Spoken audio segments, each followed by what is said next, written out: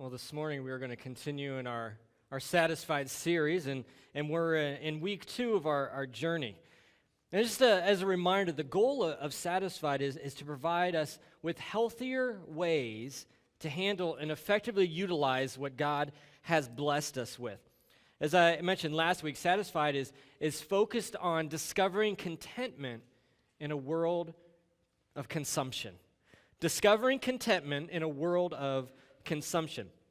But let me remind you that this series is not designed to beat us up or to criticize us for what we have or where we are in life, but to give us just an opportunity to understand better judgment on purchasing things and the reason why we have what we have. And I shared last Sunday with Satisfied. I wanted you to answer, and ask and answer these questions for yourself. What do I have? What do I need? What do I want? And who am I? And through those questions in this entire series, hopefully you'll be able to understand just a little bit about where you are.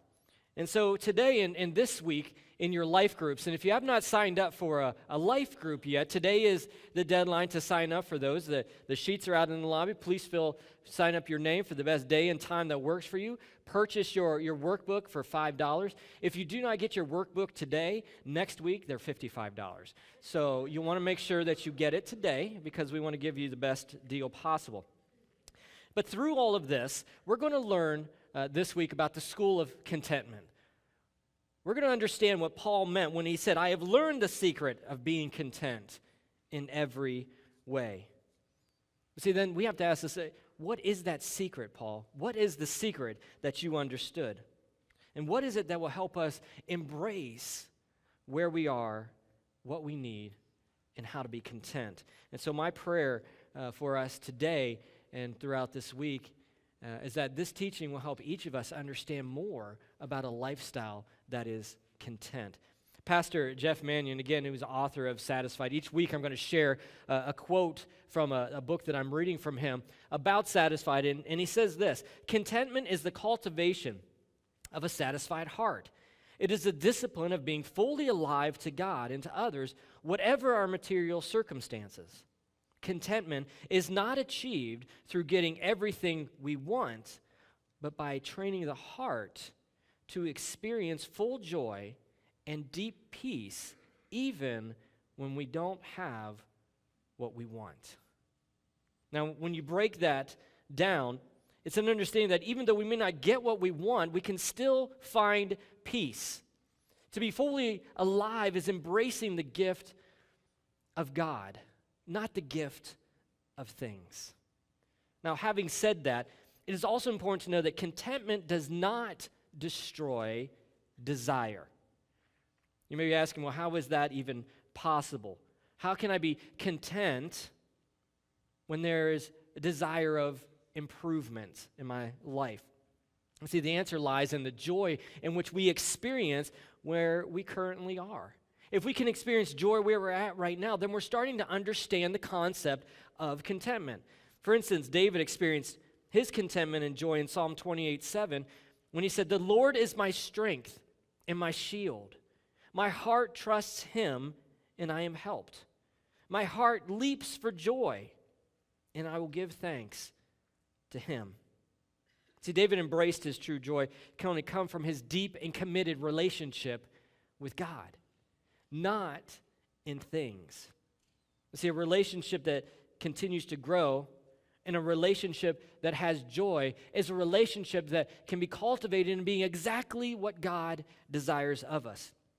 And see, He desires us no matter what our past was.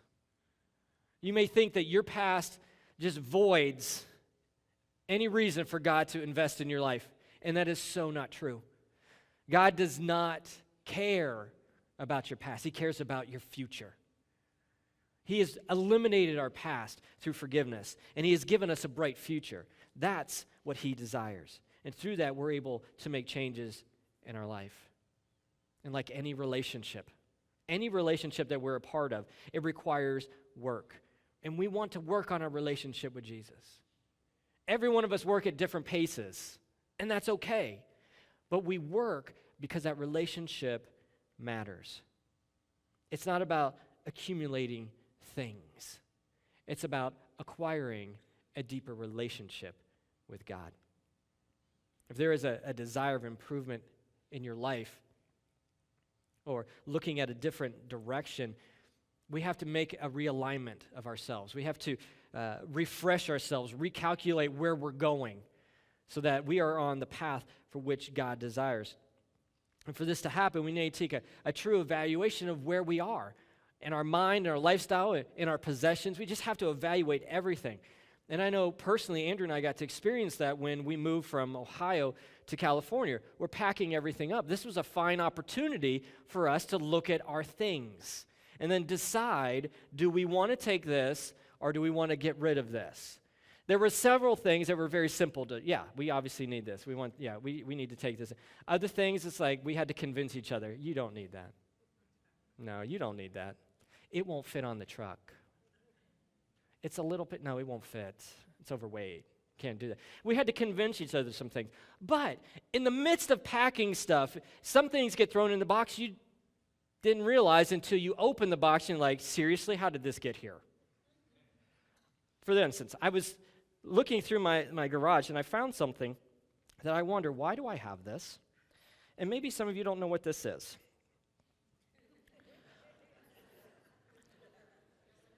Why do we have an ice scraper in California?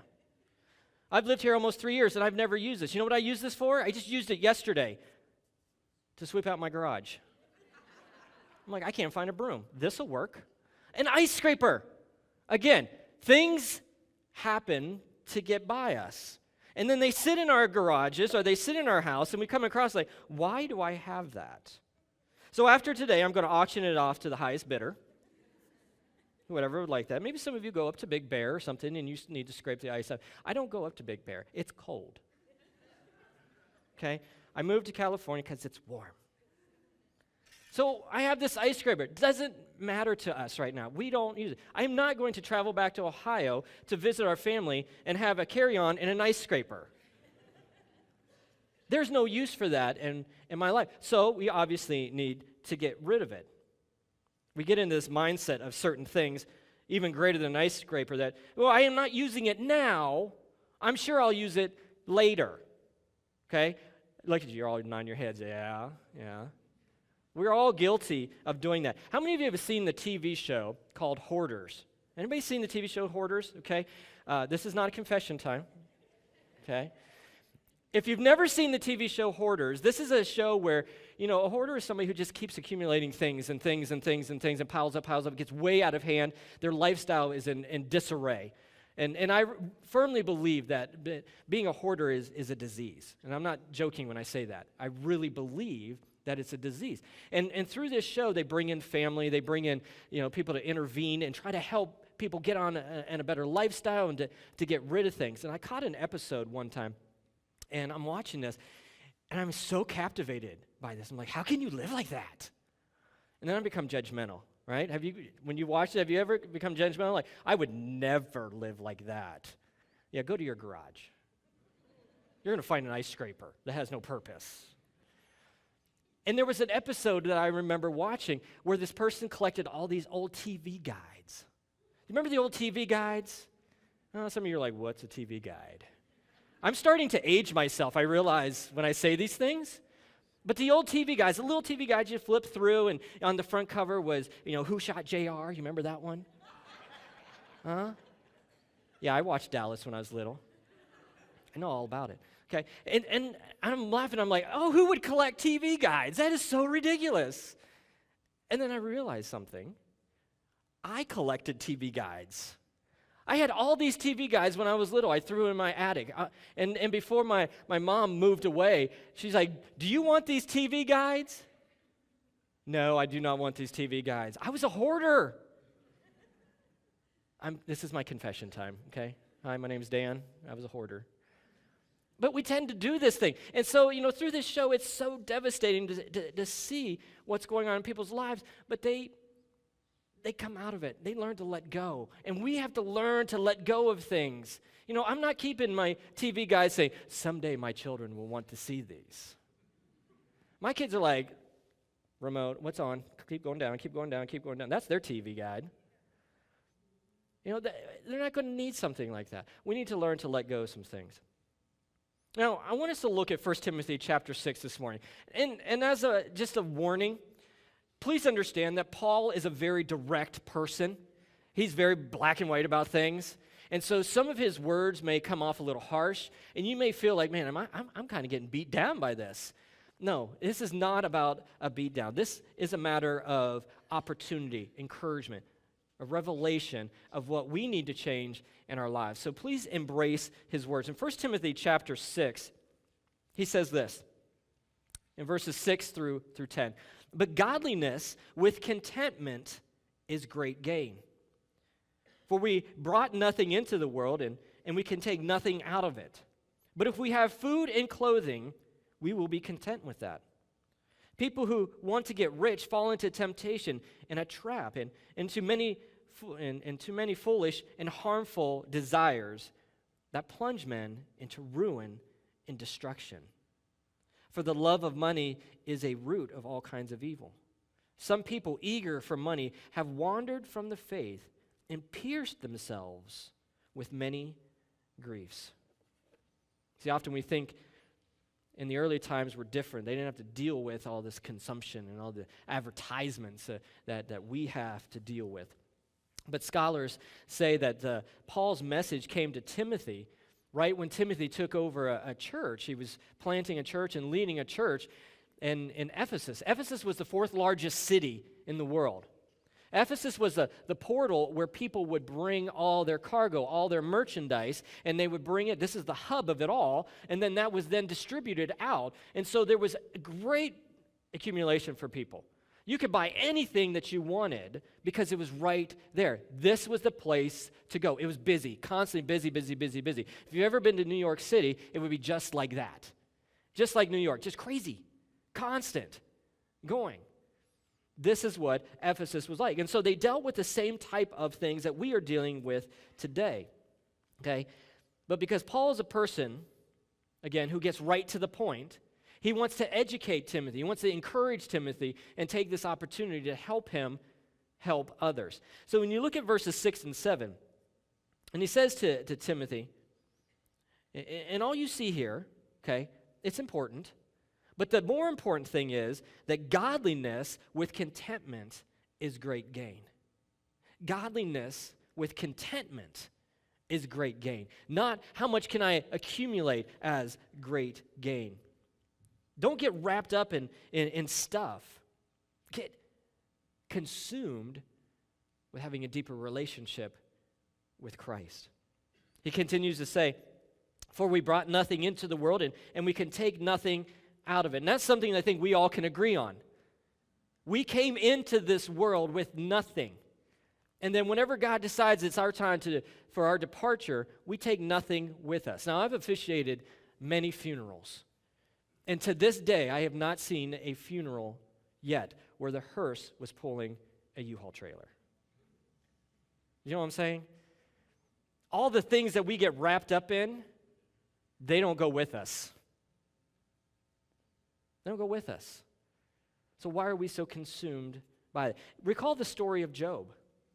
In Job 1:21, he said, naked I came from my mother's womb, and naked I will depart. See, Job understood that also. See, the fact is the things of this world in the long run will do nothing for our salvation. They will do nothing for our relationships. And we do not need to be consumed by them. Because in becoming consumed by things, there's that potential that we could fall away from our relationship with Christ. We draw more attention to this instead of Him and to what He offers us. Again, Pastor Jeff Mannion says, people are tempted by an endless variety of products for sale. Don't be seduced by the empty promise that another purchase will complete you. Find your life in your completion in the giver. Find your completion in the giver, not the gift. You know, the movie Jerry Maguire, I'm sure many of you have seen, there's a phrase in Jerry Maguire where he says, "You complete me."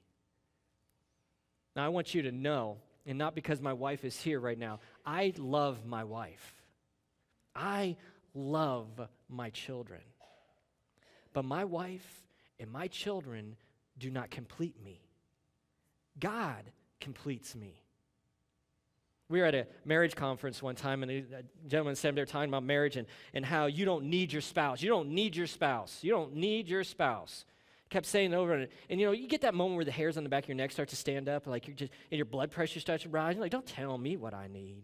It's my wife. I need my wife. I need my wife. My life would not be complete without my wife. And then he went on to say, all you need is God. If your spouse were to pass away, yes, your world would be turned upside down. Your world would be completely different. And some of you have experienced that. But the truth is that what we need is God. God is who completes us, not the people around us, not the things around us, but God. Now, Paul continues in verse 8 saying, if we have food and clothing, we will be content with that. Henry David Thoreau once said, a man is wealthy in proportion to the number of things he can afford to do without. That's a pretty profound statement. Now, I want to go back to the statement that I made earlier, that contentment does not destroy desire. But then finding out, well, how is that possible? How is that possible? And how do we find contentment while we're desiring more? And where you are currently in your life, your job, your salary, your marriage, your home, whatever your situation is, how do you find peace and look to the future? Is it possible? And yes, I believe it is, and I believe Paul tells us that. I'm going to use an illustration to help us understand this. And it's not one that I created. I stole it. I'm okay to confess that. But I want us to kind of visualize, if we could, that this is where we are. This is our life right now. Our home, our marriage, our finances, everything about us, this is where we are. And we are told to be content in all things. But how are we to be content when we look over here and we see things that we desire? Boy, I like that car. That's a nice car over there. Oh, I like that house. You know you've been to somebody's house and you walk in and be like, ooh, if I lived here. We have this desire for more. But Paul says, how can you have more if you're not content with where you're at? And so we look at where we're at and then we say, but I really want to get over here. I want to be able to improve areas of my life, which is good. If I work hard, my income may go up. I can provide better for my family. I can provide better in some way. Our intentions are there, but this is where we're at. Okay? Look what Paul says in Philippians chapter 4. Philippians chapter 4. Remember, this is where we're at. He said, I know what it is to be in need. And I know what it is to have plenty. I have learned the secret of being content in any and every situation, whether well-fed or hungry, whether living in plenty or in want. What gives Paul the credit to be able to say these words is the fact that he understands this. He understands this because he's been shipwrecked. He understands this because he's been flogged, he's been abused, he's been kicked out of, he's been without. His friends have turned their backs on him. He's not had money to provide. And so he's been through the turmoil. And so he can say, I know what it is to have plenty. And right here is plenty. This is plenty. This is what I need. I understand the secret of being content. And when we understand the secret of being content, it is then that God says, let's go over here. Let's go over here and talk about the desires of your heart. Because the Bible is very clear that God wants to know the desires of our heart. But because we share the desires of our heart doesn't mean we're going to just jump over here. We have to understand what it means to be content with where we're at. And then one thing at a time. I am content with what God has blessed me with. Are you? Well, good, because I want to give you this now, because you've accepted that. And then we can be exactly like Paul. We can understand that secret of being content in every situation. And God says, I will do this through you. He understands what it's like. And if we want to experience grace and appreciation for what we have, then we need to find that contentment before we move. And please understand, and I've lived this too, don't try to trick God in saying, I'm content with what I have, with an underlying tone of, boy, I can't wait to get what I know I want. Because God can see through us. He wants to bless us. Please understand that. He wants to bless us. But if we can't accept where we're at, He can't take us where He wants us to go. Now let's look back to 1 Timothy chapter 6 and look at verses 9 and 10, where now Paul's turning his attention to more of a warning for us all. He's stating that there's temptations and there's traps all around us, and if we're not careful, we're going to be easily consumed by them. And he says, people who want to get rich fall into temptation, in a trap, into many foolish and harmful desires that plunge men into ruin and destruction. He says, for the love of money is a root of all kinds of evil. Some people eager for money have wandered from the faith and pierced themselves with many griefs. Now, one of the verses here in verse 10, it says, for the love of money is a root of evil. A lot of times that verse is misunderstood, where it says, people say, oh, the money is the root of evil. Money is not. It is a root of evil. It is a part of, but it's one that tends to drive us, right? It tends to drive us. So as Paul confirms with Timothy, we need to not focus so much on the money or the love of it, but more of the intense desire to get away from the temptations, to get away from the traps that will consume us. Proverbs 23:4 says, do not wear yourself out to get rich. Have the wisdom to show restraint. Now, we all have those what-if moments. What if I would have known this? I wouldn't have purchased that. Or if I only knew what was coming, I would have made a different choice. We can beat ourselves up of the mistakes that we have made. Rather, let's change that perspective. Let's change that mindset to be, all right, I learned my lesson. Now I'm going to start to make changes in my life. I'm going to focus more on what God desires. See, Paul's gone through these trials. He's gone through these lessons. He understands what it takes. He understands that he cannot do it on his own. And he says in verse 13 of Philippians 4, I can do everything through him who gives me strength. None of this is on his own. Paul knows his limitations. Paul knows that, boy, if I had the opportunity, I would be selfish. But I know that if I want to make changes in my life, if I want to learn that secret of being content, if I want to eliminate the distraction in my life, I can't do it on my own. All things happen through Jesus Christ. Our salvation through Jesus Christ. Our freedom through Jesus Christ. Altering our lifestyle, all through Jesus Christ. Our entire being turned over to the authority of Jesus will give us exactly what we need. When we gain Christ, we gain the true meaning of commitment. We gain the true meaning of satisfaction. We gain the true meaning of being content in all areas.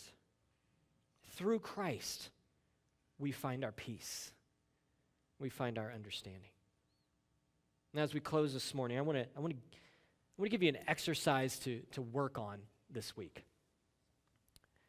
It's an exercise where I want you to go into your room, wherever your clothes are hanging, in your closet, and I want you to evaluate everything that you have hanging in your closet. Count all your shirts and your pants, if you hang your pants, sweaters, whatever you have in there, I want you to count everything. And then I want you to then evaluate, do I even wear this? When was the last time I wore this? And then I want you to get rid of it. Now, please understand, what I don't want you to do is like, oh, wow, I didn't even know I had this. I'm going to wear this next Sunday. That's not how it works. Okay? If you didn't know it was there, that means you didn't know. Let it go. Okay? I want you to really evaluate where you're at. Look at these things and then give the stuff away. Okay, but I want to remind you that giving things away that really you didn't have much value and connection to it is not generosity. Okay, that's not being generous. If it costs us nothing, that's not generosity. Generosity is that it has to cost us something. So, for instance, instead of going to the movies or going out to dinner or doing whatever your extracurricular things are for this week, that you take that money that you would have spent on that, not go and say, boy, that's something I look forward to. Don't do that. Use that money to benefit an outreach in our community. Save that money for our Feeding Children event in March, when we're going to ask you to help us pack meals.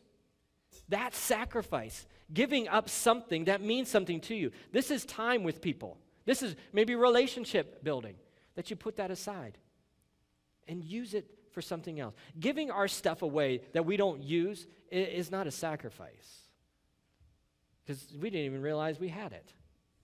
We had no idea. Now, when you have completed this task, I want you to ask yourself these two questions. What did I learn about myself? Okay? What did I learn about myself? Looking at what I have, what did I learn about myself? And the second question is, what habits do I need to change? What habits do I need to change in my life? Now, please understand this, okay, spouses. This is not your opportunity to stand there with your spouse and say, let me tell you what you need to change. Let me tell you about these habits. Let me tell you what I learned about you, okay? You married in. You knew what you're getting. This is a self-evaluation. And as you do this, watch how God just opens up your eyes to things and just helps you to realize some things about you. And realize some of the things that, man, I really don't need this. It's no benefit to my life right now. Just like this ice scraper. It's no benefit to my life. So get rid of it. Remove it. Remove it. So I want to encourage you today, no matter where you are, what your current situation is in life, that you just continue to turn yourself over to Jesus and know that He's desiring you right where you're at. God loves us. God loves us. And so as you do this, and you understand you understand being satisfied, you understand contentment, you'll be able to embrace more of the love of God. Amen? Amen. Thank you.